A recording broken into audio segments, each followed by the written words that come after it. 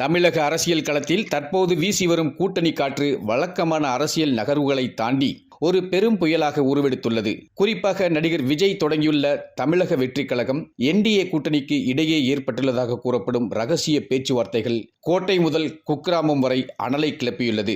அரசியல் வட்டாரங்களில் கசிந்துள்ள தகவல்களின்படி தவேகாவின் முக்கிய நிர்வாகிகள் டெல்லியில் முகாமிட்டு மத்திய உள்துறை அமைச்சர் அமித்ஷாவை நேரடியாக சந்தித்து பேசியதாக கூறப்படுகிறது.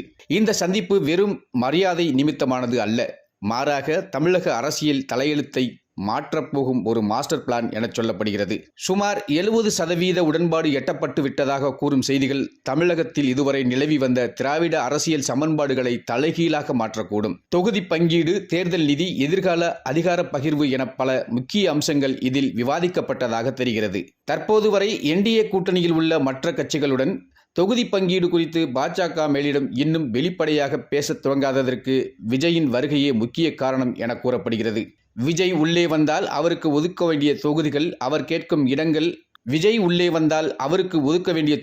அவர் கேட்கும் முக்கிய இடங்கள் குறித்து தெளிவு கிடைத்த பின்னரே மற்றவர்களுடன் பேச பாஜக திட்டமிட்டுள்ளது. தமிழகத்தில் சுமார் 20 முதல் 25% இளம் வாக்காளர்களை தன் பக்கம் இழுக்கும் வல்லமை விஜய்க்கு உண்டு என்பதை பாஜக நன்கு உணர்ந்துள்ளது. இதுவரை தமிழகத்தில் அசைக்க முடியாத சக்தியாக தங்களை கருதி கொண்டிருக்கும் திமுக தலைமையிலான கூட்டணிக்கு இந்த தகவல் ஒரு பேரிடியாகவே அமைந்துள்ளது.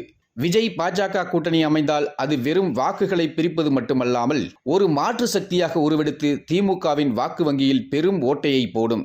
பாஜகவின் வியூகமும் விஜயின் மக்கள் செல்வாக்கும் இணைந்தால் அது தமிழக தேர்தலில் இதுவரை கண்டிராத ஒரு புதிய அரசியல் பரிமாணத்தை உருவாக்கும். இருப்பினும் இந்த தகவல்கள் குறித்து இருதரப்பிலிருந்தும் அதிகாரப்பூர்வ தகவல்கள் எதுவும் வரவில்லை. விஜயின் மதச்சார்பற்ற நிலைப்பாடும் பாஜகவின் தேசியவாத அரசியலும் எப்படி ஒன்றிணையும் என்பது ஒரு $1 மில்லியன் கேள்வியாகவே இருக்கிறது.